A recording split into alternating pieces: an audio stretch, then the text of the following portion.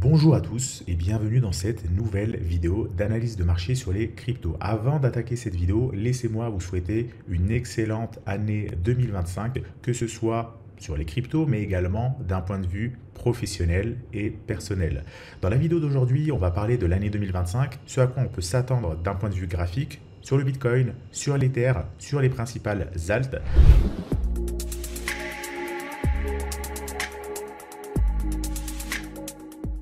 Et on va tout de suite attaquer avec l'analyse du Bitcoin avec ce BTC Corridor que je vous ai mis ici sur l'unité de temps double weekly. Donc si on dézoome, on voit bien que vous avez l'habitude de ce graphique-là. Le prix du Bitcoin évolue à l'intérieur de ce couloir. Vous voyez bien qu'il touche plusieurs fois la borne basse en vert et la borne haute en rouge. Si on zoome un petit peu pour voir ce qu'on a eu ces dernières semaines, on avait une énorme consolidation sur le prix du Bitcoin sous la résistance des 70 000 $. Clairement, lorsqu'on l'aurait franchi, ça donne le signal d'achat et c'est justement ce qu'on a eu. On l'avait franchi, des bandes de Bollinger ici qui étaient extrêmement resserrées, une forte bougie d'impulsion. Donc là, le signal d'achat à long terme sur le Bitcoin, quand je dis long terme, c'est au moins sur plusieurs mois, il est clairement lancé.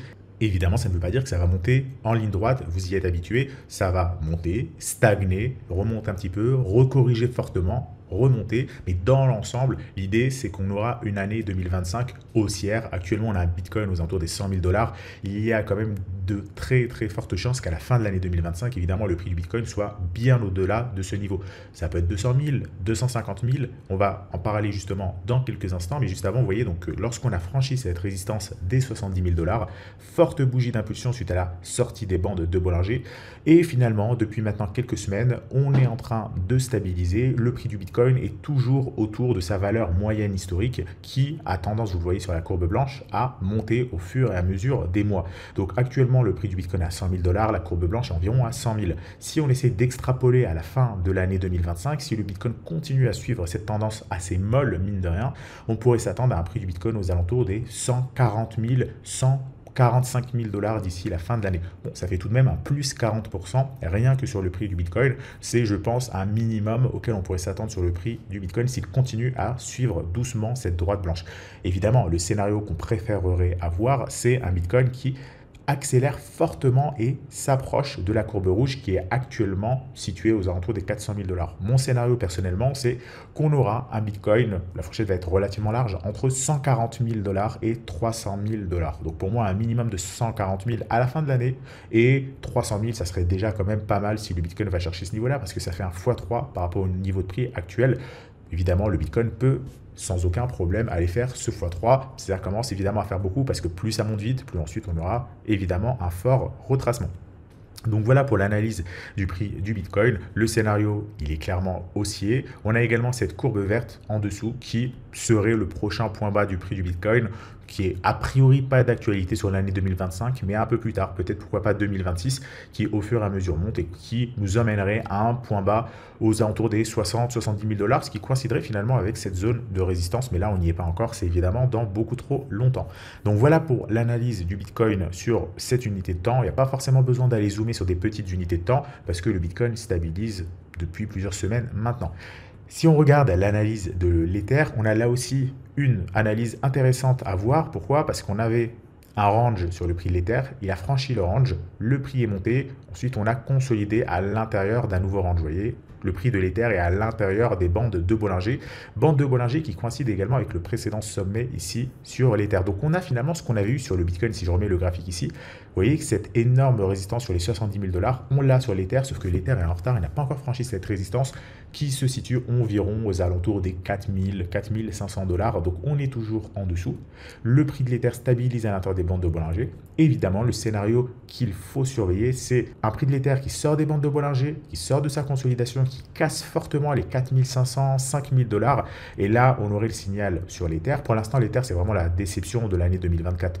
Il n'a pas fait grand-chose en termes de performance, en termes de mouvement par rapport au Bitcoin. On s'attendait quand même à plus de volatilité, beaucoup plus de performance que le Bitcoin. Ça n'a pas été le cas. Donc l'Ether à surveiller sur cette année 2026. D'ailleurs, je vais probablement faire une vidéo avec des altes à surveiller sur l'année 2026, celles qui sont les plus intéressantes à la fois d'un point de vue graphique et fondamental.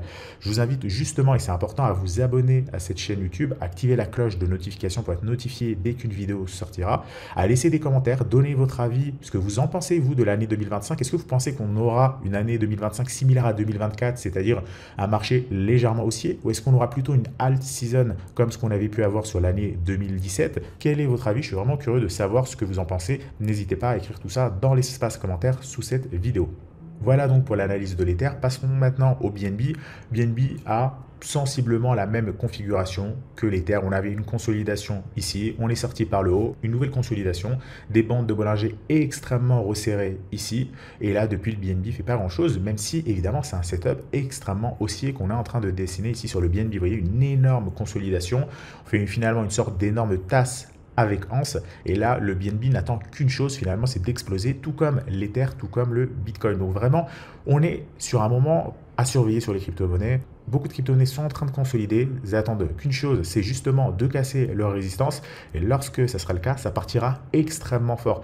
Et il est quand même assez peu probable qu'on ait à attendre une année supplémentaire pour avoir ça. Je pense qu'on aura simplement à attendre quelques semaines tout au plus avant de casser ces résistances et de se gaver sur le marché des crypto-monnaies. On va maintenant prendre plus de recul, aller observer les indices en commençant par le Total 2.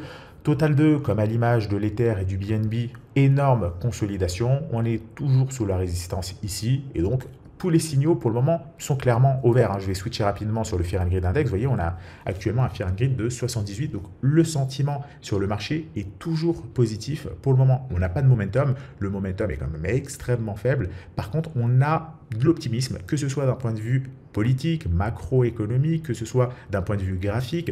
Finalement, tous les voyants sont au vert et les crypto-monnaies n'attendent qu'une seule chose, c'est d'exploser. Très probablement qu'elles vont finir par exploser toutes au même moment pour, pourquoi pas, se lancer dans une alt season. Donc, pensez bien à être quand même de temps en temps devant vos graphiques, à positionner des alertes de prix juste au-dessus des résistances pour être notifié justement dès que ces signaux se déclencheront.